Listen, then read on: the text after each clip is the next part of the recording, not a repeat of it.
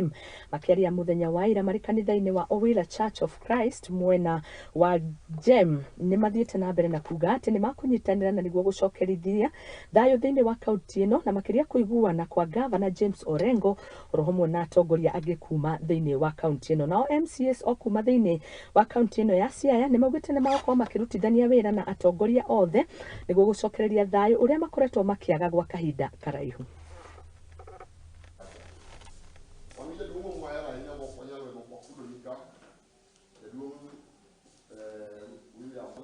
We've started a journey and we resolved amongst us that we fought for 1 year, almost a year. Our MP has been having wars with the governor, but yet we are expected as ODM candidates to work together. How are we going to achieve unity in game? We have given our MP a condition. We as small streams, we have come down for peace. At fostering unity in game. I'm looking at ensuring that any outsider meddling in game affairs should be kept aside. But as a people of Siaya, I'm asking of the governor to adopt a more conciliatory tone so that they can work with the dual.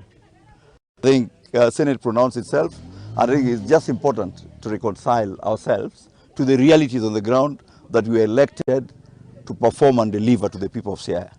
I, as the MP for Game, I work with all my MCAs to ensure that service delivery to those who elected us gets to the very best in the next 4 years. I welcome divergent views that will ensure that I deliver.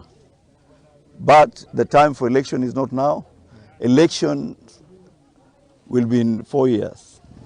Anybody sponsoring a candidate to come to game is wasting resources and wasting time. You know, when we fight as leaders, it is our people who are getting hurt. So the smaller streams had to run to the bigger stream. And in this case, we as MCAs were the smallest streams here. So we came as 4 of us, we went to our MP, we spoke with him, requested, should we, we tried to plead with him if we had any problems, maybe we iron out our differences for the betterment of our people.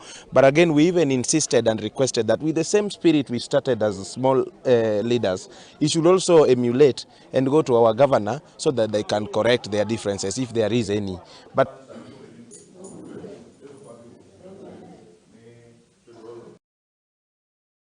na nĩ ngatho tũgĩthiĩ na mbere